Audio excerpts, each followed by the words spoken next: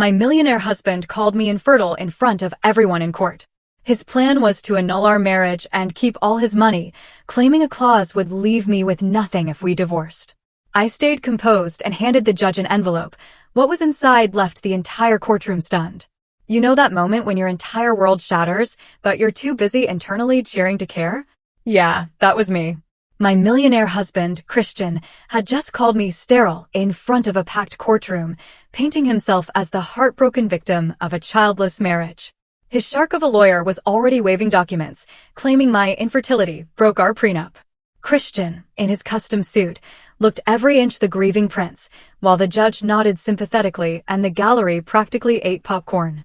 But as he delivered that final, venomous lie, I just reached into my purse, a slow, dangerous smile spreading across my face. Because he had no idea what was coming next. Let me rewind 3 years. To show you how I, Summer, a 32-year-old events coordinator in Manhattan, ended up married to a complete and utter fraud. Picture this. One ordinary day, Christian Morrison walks into my life. And I mean walks in. Like he just stepped off a movie set. 6'2", perfect salt and pepper hair, blue eyes that could melt glaciers, and a smile? That smile probably cost more than my entire apartment. He was planning his company's annual gala, and guess who got assigned to make his every wish come true? Me. I need this to be perfect, he purred during our first meeting, leaning across my desk, those intense eyes locking onto mine. Money is no object. Famous last words, right? But back then, I was completely, utterly dazzled.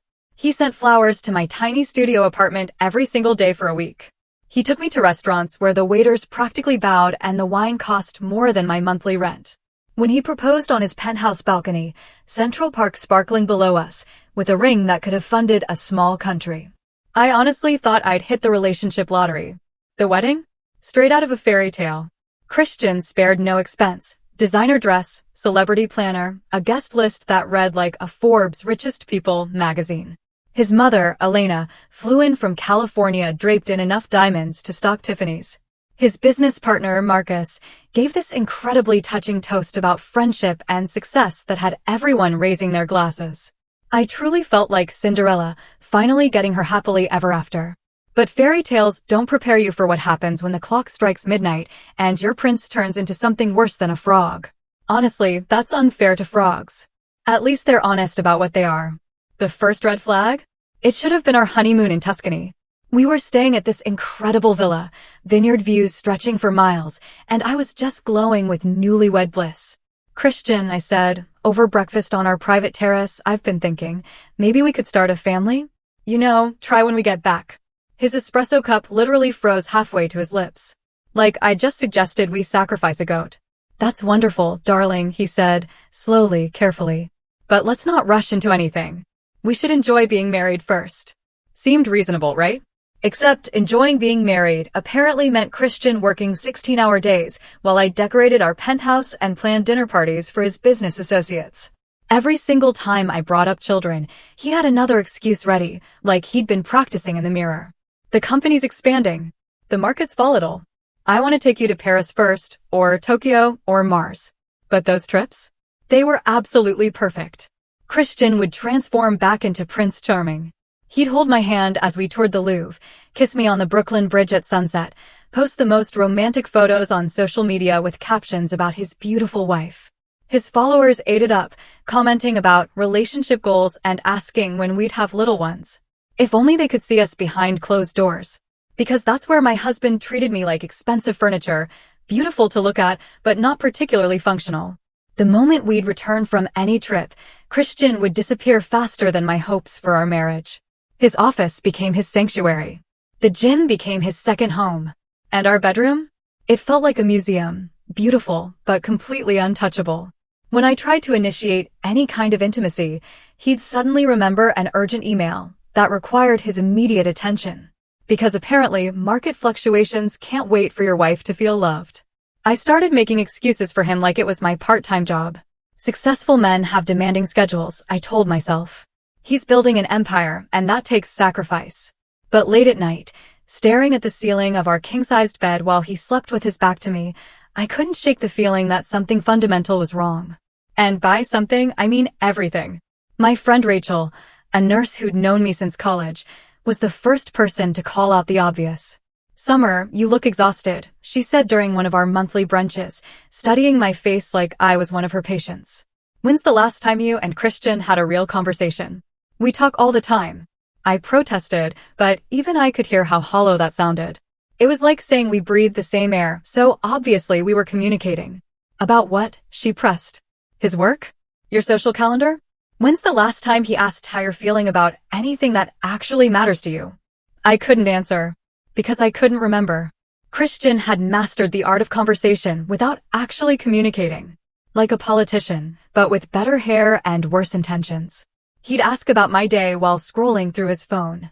He'd compliment my appearance for public consumption, but in private, I might as well have been wallpaper. The breaking point came on our second anniversary. I'd planned this romantic evening, his favorite restaurant, a bottle of wine we'd shared on our wedding night, a burrito that cost more than most people's mortgage payments. I wanted to feel connected to my husband again, to remember why we'd fallen in love. Christian came home 3 hours late. "Sorry, darling," he said, loosening his tie without actually looking at me. "Marcus and I were reviewing quarterly projections, and you know how time flies when you're discussing expansion strategies." There I was, standing in our living room, wearing a dress that hugged every curve, makeup perfect, hope dying a slow and painful death in my chest. "Christian, it's our anniversary." He paused, that deer-in-headlights look flashing across his face before his practiced smile slid into place. "Of course it is." How thoughtless of me. "Let me just shower and we can order takeout from that Thai place you like." Takeout. On our anniversary. While I stood there, dressed for seduction, feeling like the world's most expensive fool. That night, I made a decision that would change everything. While Christian showered, claiming he needed to wash off the stress of his day, because apparently stress is something you can scrub away with expensive soap, I picked up his phone. I know snooping is wrong, but desperate.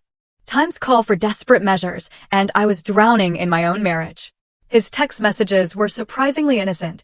Business conversations with Marcus, scheduling with his assistant, the usual boring corporate communications. No secret affairs, no steamy exchanges with mysterious women.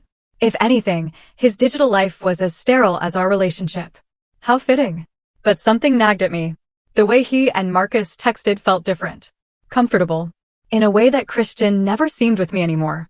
They had inside jokes, shared references, and easy intimacy that I envied. It was like watching two people who actually liked each other, which was a foreign concept in my marriage. You know what they say about curiosity and cats? Well, this cat was about to discover some very interesting information, and I was definitely going to survive to tell about it. Take Marcus, for example. Christian's business partner, best friend since college, and the man who seemed to know my husband's schedule better than his own wife did. They'd roomed together at Harvard, started their investment firm right after graduation. And somehow, Marcus was always around. Always invited to our dinner parties, always joining us for holidays. Always the third wheel, who never actually felt like a third wheel. More like I was the third wheel in their perfectly choreographed friendship. I started paying attention to things I'd previously ignored because I was too busy playing the perfect wife. The way Christian's entire demeanor would change when Marcus walked into a room, suddenly animated, genuinely laughing, more alive than I'd seen him in months. The way they'd stand just a little too close during business discussions, their conversations flowing with an ease that made me feel like an outsider in my own home. "Marcus is coming for Thanksgiving," Christian announced one evening in November. Not asking. Informing me, like I was his secretary. "Of course he is," I replied, not bothering to hide my sarcasm. Would it be a holiday without Marcus? Should I set a place for him at our anniversary dinner too? Oh wait, we don't have those anymore. Christian shot me a sharp look. He's family, Summer. You know he doesn't have anywhere else to go. Family. Interesting choice of words. Considering Marcus had parents in Connecticut and a sister in Boston, but apparently our dinner table was where he belonged for every major holiday. I was starting to feel like the unwanted guest at my own celebrations, which is quite an achievement when you're paying for the turkey. But instead of starting another fight that would go nowhere, I decided to play detective. During Christmas dinner, I watched them like I was studying for the most important exam of my life. The shared glances. The way Marcus could make Christian laugh with just a raised eyebrow. The comfortable silence between them that spoke volumes. When Marcus complimented the dinner I'd spent all day preparing, Christian beamed with pride, as if he'd cooked it himself. "Here's something fun. Have you ever watched two people who are clearly in love try to pretend they're just friends? It's like watching a badly acted play where everyone's forgotten their lines, but keeps going anyway. After the holidays, I made a discovery that sent my world spinning off its axis. Christian had forgotten to lock his home office safe. Something that never happened. Because my husband was more obsessive about security than the Pentagon. He kept important documents in there, property deeds, investment portfolios, insurance policies, and apparently life-changing secrets. I knew I shouldn't look. I knew I was crossing about 17 different lines. But my marriage was already broken, and I needed to understand why I was living with a stranger who happened to share my last name. Most of the contents were exactly what you'd expect: legal documents, financial records, business contracts.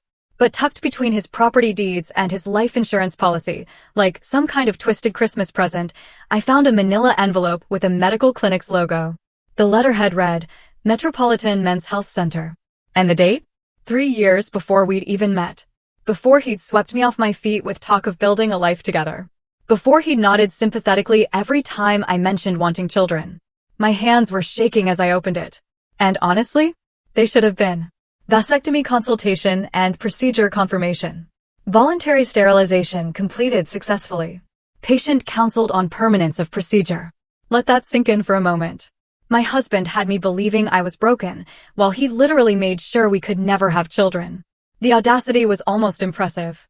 The envelope slipped from my numb fingers like a smoking gun. For a moment, I just stood there in Christian's office, staring at the evidence scattered across his mahogany desk. 3 years before he met me. 3 years before he promised forever. 3 years before he let me believe that my body was somehow failing us both. Every single conversation about our future family had been a performance worthy of an Oscar. Every time I'd suggested baby names or pointed out cute nursery furniture, he'd been acting. This man had built our entire relationship on a foundation of lies so elaborate it would make politicians jealous. I photographed the documents with my phone, my hands still trembling with a combination of rage and vindication. Then I carefully returned everything to its exact position in the safe. Because if Christian thought he was the only one who could play the long game, he was about to get a very rude awakening. The next few weeks were pure torture. I sat across from Christian at dinner, making small talk about his day, while inside, I was screaming loud enough to wake the dead. I watched him chat with Marcus about their latest business ventures, and, suddenly, their relationship took on a completely different dimension. Had Marcus known about the vasectomy? Was he part of this elaborate deception too? Of course he was. You don't share a dorm room, start a business, and maintain a decades-long friendship without knowing your partner's medical history, especially when that medical history directly impacts the woman he's married to. You seem distracted lately, Christian observed one evening, not looking up from his tablet as he scrolled through emails, playing the caring husband he pretended to be. Just tired, I replied, wondering how he could be so oblivious to the fact that I'd uncovered his lies. But then again, Christian had always been excellent at seeing only what he wanted to see. It's a useful skill when you're living a double life. The final piece of the puzzle fell into place during a dinner party we hosted for some of Christian's business associates. I was playing the perfect hostess, as always, when I noticed something that made my blood run cold. Marcus was adjusting Christian's tie. An intimate gesture that lasted just a beat too long. Their eyes met, and in that moment, I saw something that explained absolutely everything. Love. Not friendship. Not business partnership. But genuine, deep, romantic love. I excused myself to the kitchen and gripped the marble countertop until my knuckles turned white. How long had they been together? Had their relationship started in college, or was it something that developed over years of building their business? Empire together? More importantly, why had Christian married me if he was in love with someone else? The answer was probably sitting right there in that manila envelope, wasn't it? The vasectomy. The marriage to a woman who desperately wanted children. The prenuptial agreement I'd signed without reading carefully because I'd been blinded by love and expensive jewelry. It all added up to something calculated and cruel. Christian had married me as a cover. A beautiful, successful wife to parade around while he lived his real life with Marcus. And when our childless marriage inevitably failed because I couldn't get pregnant, he'd be able to keep his fortune intact while playing the victim of a defective woman who couldn't give him the heir he wanted. It was actually brilliant. In a completely sociopathic way. I almost had to admire the planning involved. Almost. I started doing research like my life depended on it, because frankly, it did. Real research, not just connecting dots and drawing conclusions like some discount detective. I hired a private investigator, a woman named Detective Sarah Chin, who specialized in matrimonial cases and had the kind of track record that suggested she'd seen every flavor of marital deception imaginable. I paid her with money from an account Christian didn't know about, a small inheritance from my grandmother that I'd kept separate from our joint finances. Because apparently, I had better instincts about protecting myself than I'd given myself credit for. I need to know if my husband is having an affair, I told Sarah during our first meeting at a coffee shop in Queens, far from anywhere Christian or Marcus might accidentally stumble upon us. Sarah was in her 40s, sharp-eyed and professional, with a kind of no-nonsense attitude I wished I'd possessed 3 years ago. Most wives have a gut feeling before they have proof, she said, studying me across the small table. What's yours telling you? That my marriage has been a lie from day one, I said, my voice steady, and I'm about to prove it. She nodded, like she'd heard this story 1,000 times before, which was either reassuring or deeply depressing.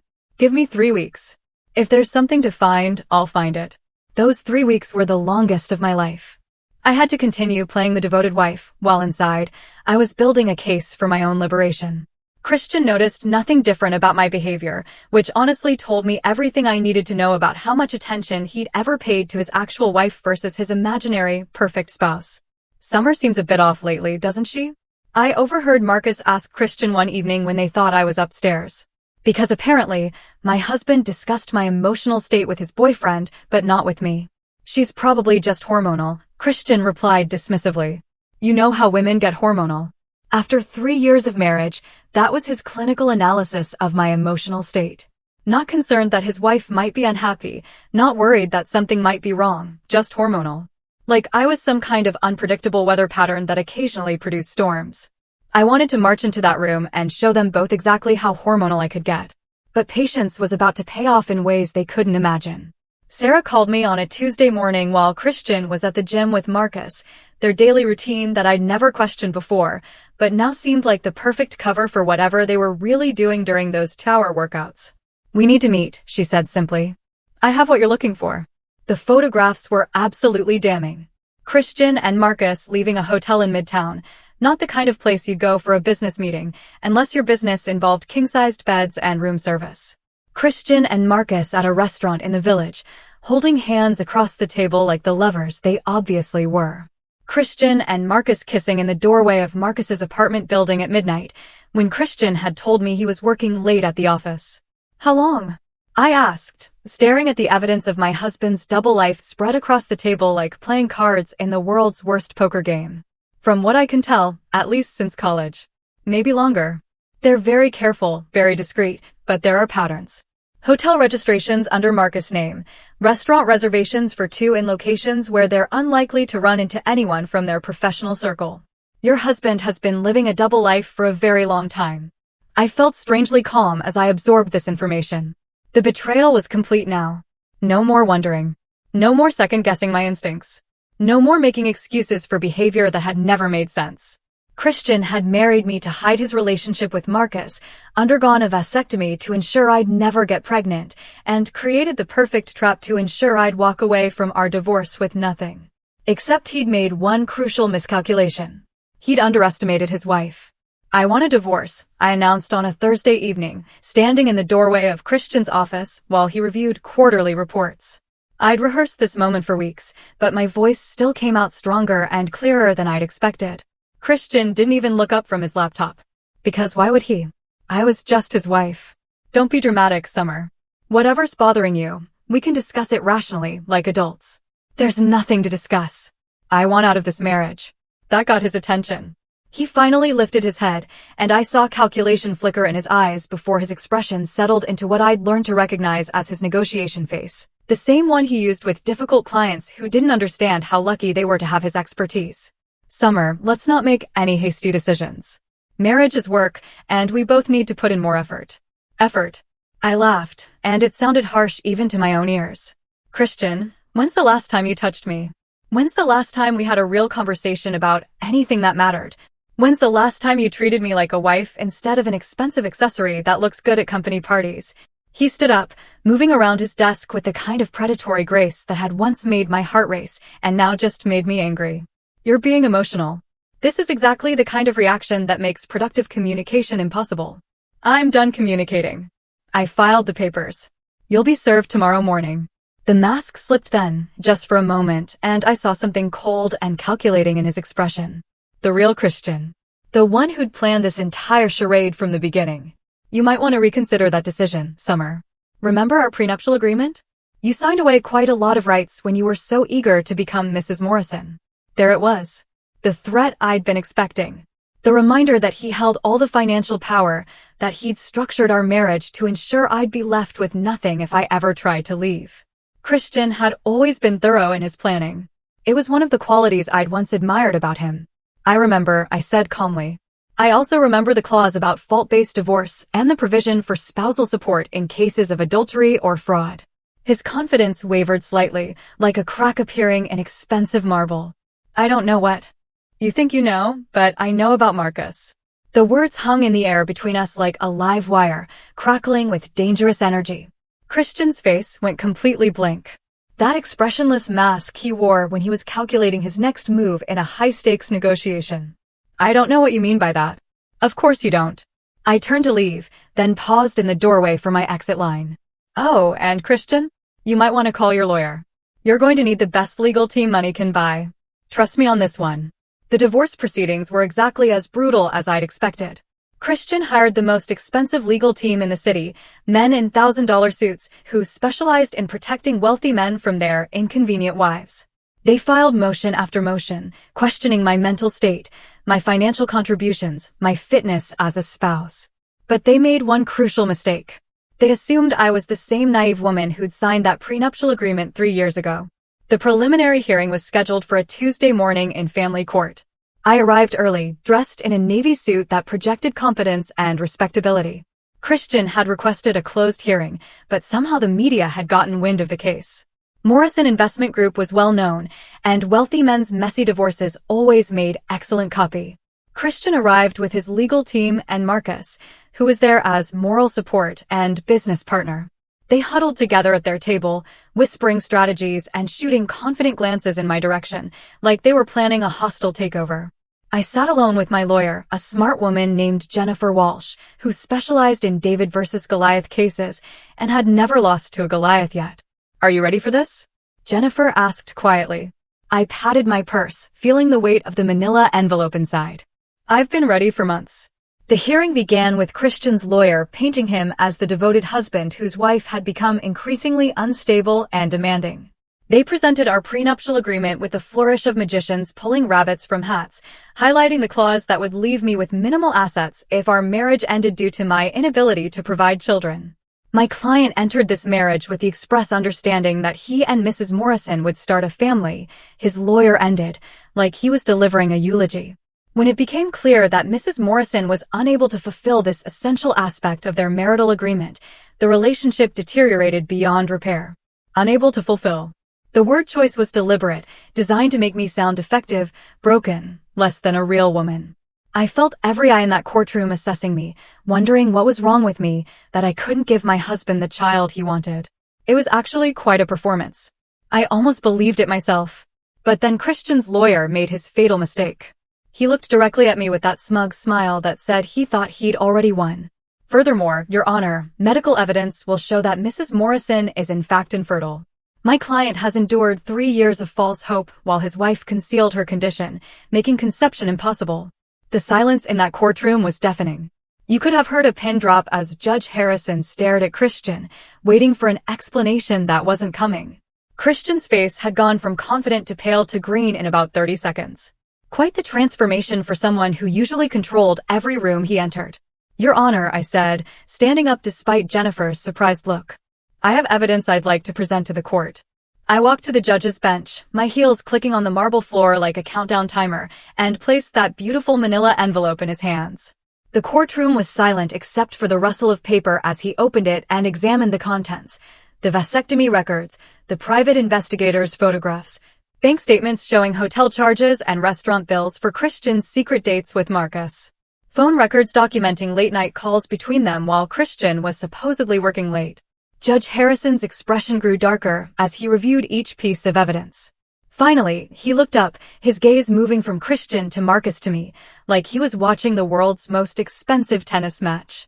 Mr. Morrison, he said, his voice carrying the weight of judicial authority and barely contained disgust. Would you care to explain these documents? Christian's lawyer jumped up like his chair was on fire. Your Honor, we weren't prepared to address these allegations today. We request a continuance to properly review these documents and prepare our response. Allegations. Judge Harrison's eyebrows shot up as he held up one of the photographs. This appears to be your client kissing another man outside an apartment building. Are you suggesting this is somehow fabricated? I watched Christian's world crumble in real time. And honestly, I should probably feel guilty about how satisfying it was. But after 3 years of being made to feel like I was the problem, like I was broken and insufficient, watching him squirm felt like justice served with a side of karma. Marcus had gone completely white and was staring at his hands like they held the secrets of the universe. The man who'd been so comfortable playing the concerned business partner was suddenly very interested in the floor tiles. Your Honor, Jennifer stood up. These documents clearly show that Mr. Morrison has been living a double life throughout his marriage to my client. The vasectomy records prove he never intended to have children, making his claims about my client's alleged infertility not just false, but deliberately fraudulent. The judge flipped through more photographs, his expression growing more disgusted by the minute. This court has seen many cases of marital deception, but this level of premeditation is particularly disturbing. Mr. Morrison appears to have deliberately married Mrs. Morrison as a cover for his relationship with Judge Harrison glanced at his notes. Marcus Dequa. Then structured their prenuptial agreement to ensure she would receive nothing when the inevitable divorce occurred due to his own voluntary sterilization. Christian finally found his voice, though it came out as more of a croak. Your Honor, my relationship with Marcus is purely professional. Mr. Morrison, the judge's voice was ice cold. I strongly advise you not to commit perjury in my courtroom. The evidence before me suggests otherwise, and I've seen enough court cases to recognize a lie when I hear one. The media section was frantically scribbling notes. I could already see tomorrow's headlines: investment mogul's secret life exposed, and millionaire's marriage was elaborate fraud. Christian's carefully constructed public image was disintegrating faster than a sandcastle in a hurricane, and I had front row seats to the show. In light of this evidence, Judge Harrison continued, I'm ruling that the prenuptial agreement is void due to fraud. Mrs. Morrison entered this contract under false pretenses, believing she was marrying a man who shared her desire for children, when in fact, Mr. Morrison had deliberately made conception impossible. Christian's lawyer looked like he'd been slapped with a wet fish. Your Honor, we respectfully request, furthermore, the judge's voice cut through the courtroom. Like a blade. I'm awarding Mrs. Morrison 50% of all marital assets, including the primary residence, vacation properties, and a substantial portion of Morrison Investment Group. 50% of everything, including the penthouse, where I'd spent 3 years feeling like a stranger. The Hamptons house, where I'd hosted countless parties for his friends and business associates. And most importantly, a controlling interest in the company that had been Christian and Marcus' baby. Christian shot to his feet like he'd been electrocuted. Your Honor, that's impossible. The company is my life's work, which you built during your marriage, using community property laws, Judge Harrison replied coolly. Your wife was entitled to transparency about your intentions and fertility status. Instead, you committed fraud on a scale that shocks this court's conscience. I could practically see the dollar signs evaporating from Christian's eyes. The man who thought he was so clever, so careful in his planning, had just lost everything because he'd underestimated the woman he'd married for appearances. It was almost poetic. The aftermath of that courtroom victory was swift and brutal. Within 48 hours, news of Christian's deception had spread through Manhattan's financial district like wildfire. The story had everything gossip-hungry socialites loved: secret affairs, financial fraud, and a wealthy man's spectacular downfall. Christian's business associates started distancing themselves immediately. Nobody wanted to be associated with a man who'd committed marriage fraud, especially not in a world where reputation was everything. Phone calls went unreturned. Lunch invitations were rescinded. And suddenly, Christian found himself persona non grata in the very circles where he'd once held court. Marcus bore the brunt of the professional fallout too. Their investors, already nervous about the scandal, began pulling their money when they realized the company's 2 founding partners had been living a lie that made soap operas look understated. The man who'd helped build Morrison Investment Group from the ground up was suddenly toxic by association. I moved back into the penthouse while Christian packed his belongings like a defeated general retreating from battle. The irony wasn't lost on me. The woman he'd tried to leave with nothing was now living in his home, surrounded by the art and furniture he'd chosen to impress people who no longer answered his calls. "This isn't over, Summer," he said on his last day, standing in our former living room with boxes of his personal items stacked around him like the ruins of his former empire. "You think you've won something, but you have no idea how to run a business. You'll lose everything within a year."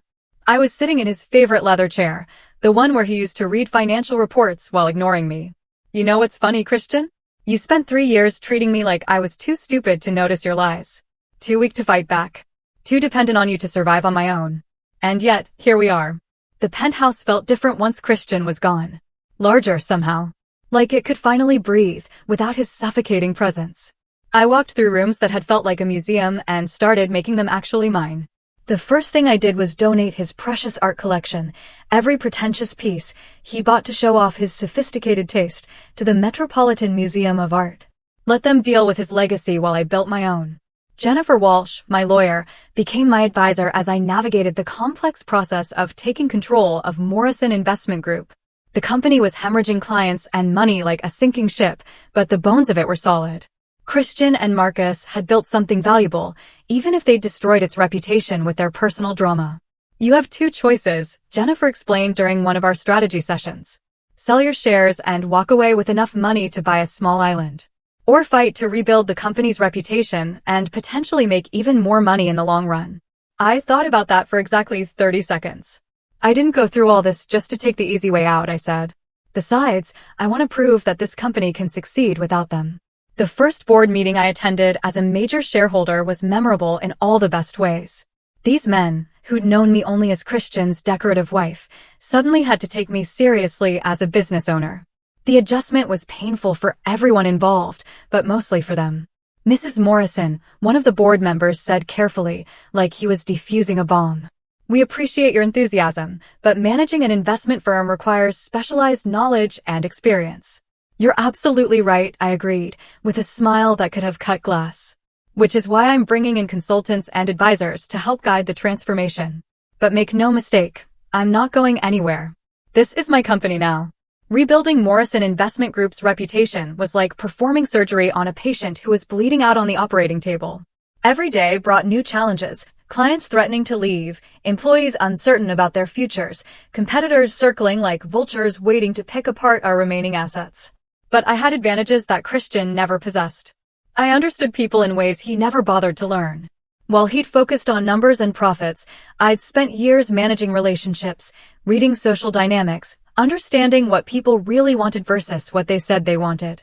Turns out, those skills are surprisingly useful in business. My first major decision was rebranding. Morrison Investment Group became Meridian Capital Partners, a fresh start with no baggage from Christian's scandal. I hired a crisis management team, a new marketing firm, and most importantly, I brought in Rebecca Torres as CEO.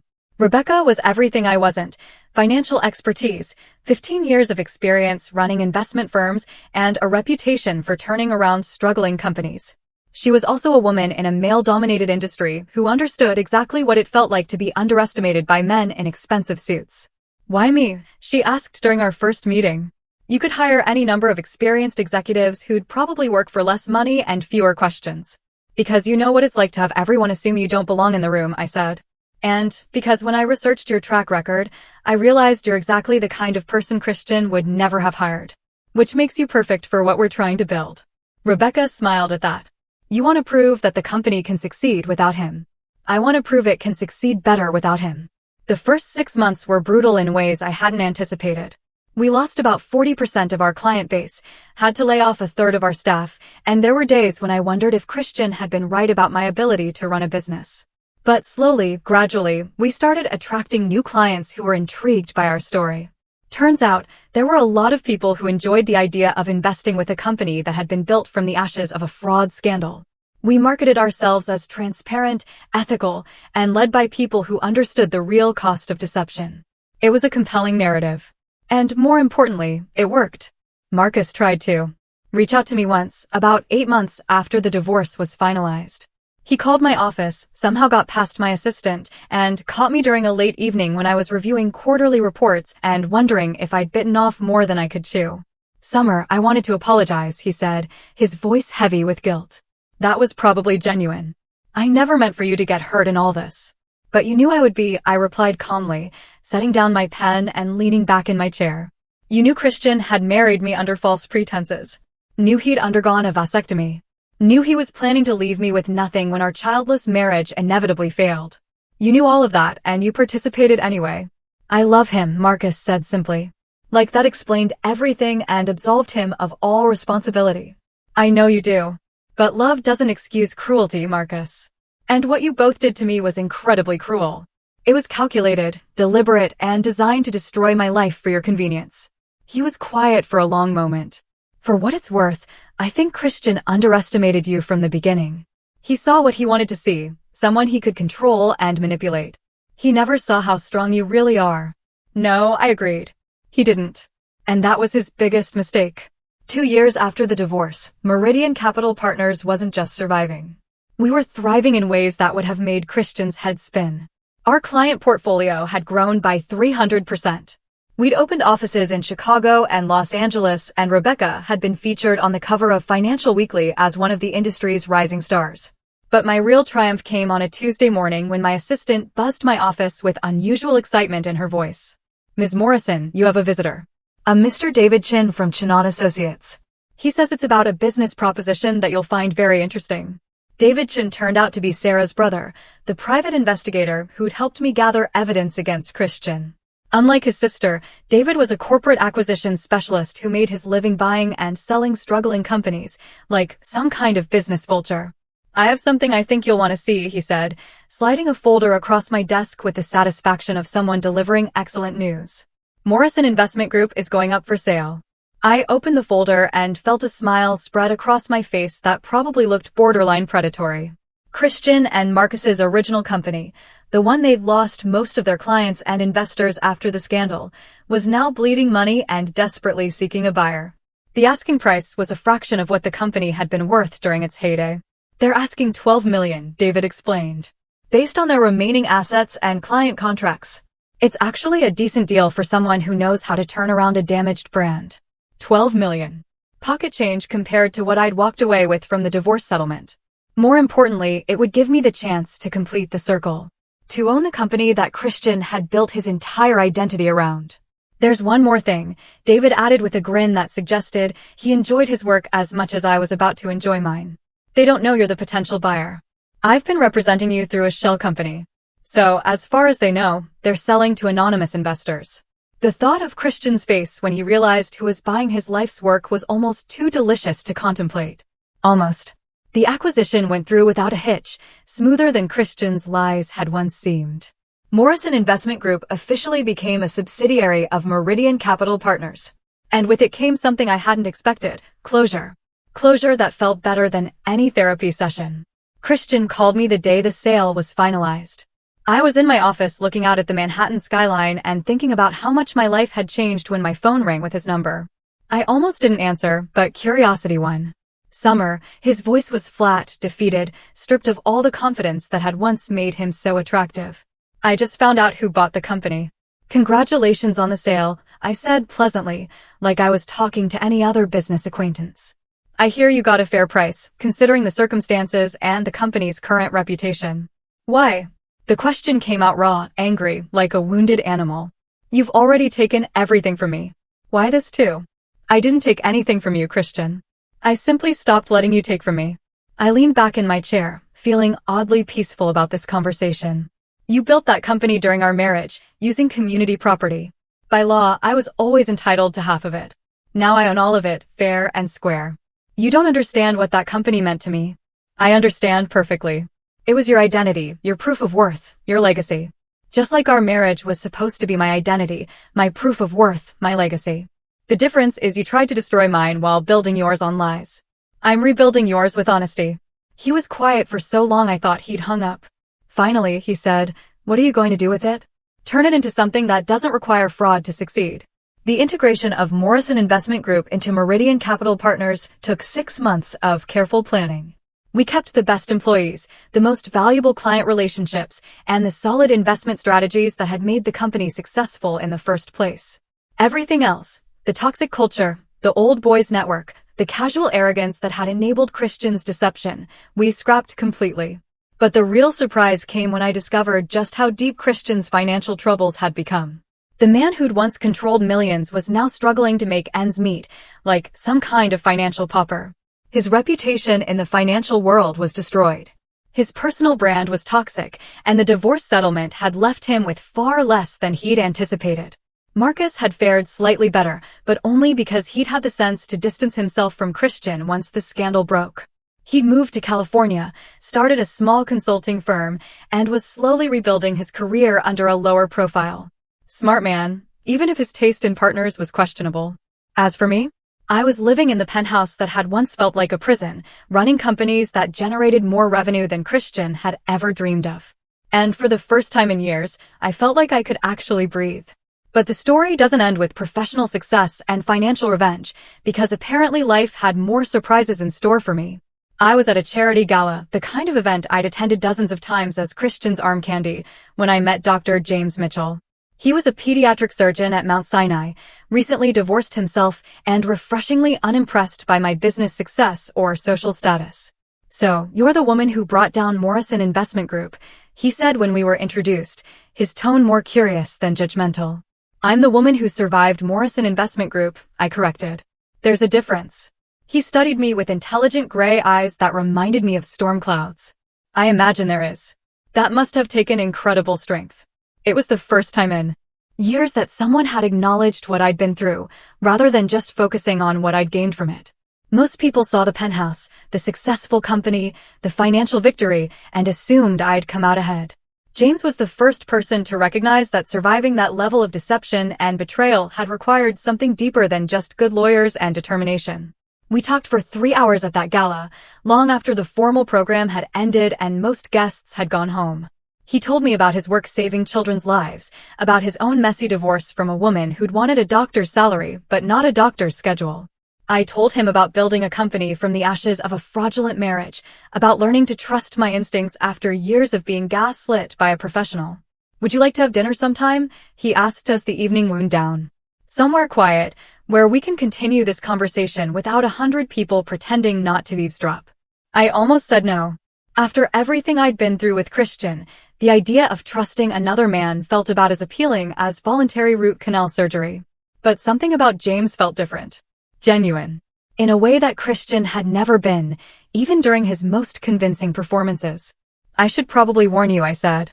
"I come with a lot of baggage, public scandal, trust issues, an ex-husband who committed marriage fraud, and a tendency to investigate people's backgrounds before the second date."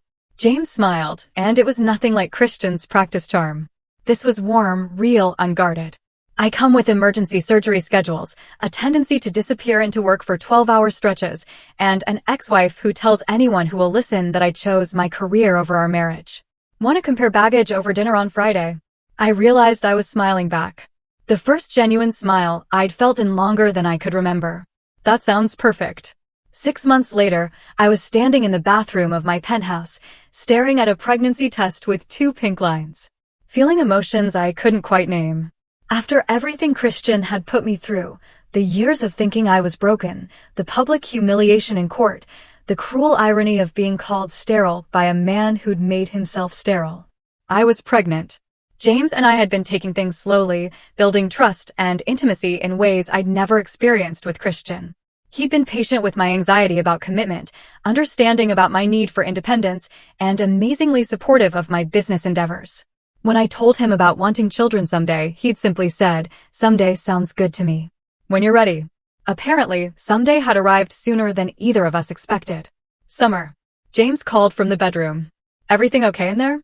I opened the bathroom door, still holding the test, still trying to process this turn of events. James took one look at my face, then at the test in my hands, and his expression shifted from concern to wonder. "Are you?" he started, then stopped, waiting for me to tell him how I felt about this news before he revealed his own reaction. "I'm pregnant," I said, the words feeling surreal.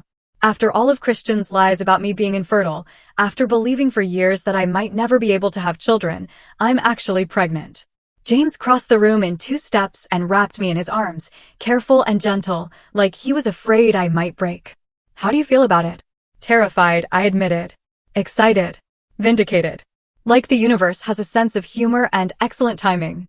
When Emma Rose Mitchell was born on a snowy Tuesday morning in February, weighing 7 pounds and 2 ounces, with a full head of dark hair and her father's determined chin, I finally understood what true victory looked like.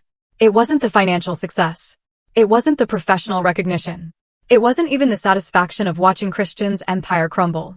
True victory was holding my daughter in my arms, knowing that I'd survived everything that had tried to break me and emerged stronger, wiser, and infinitely more capable of love than I'd ever thought possible.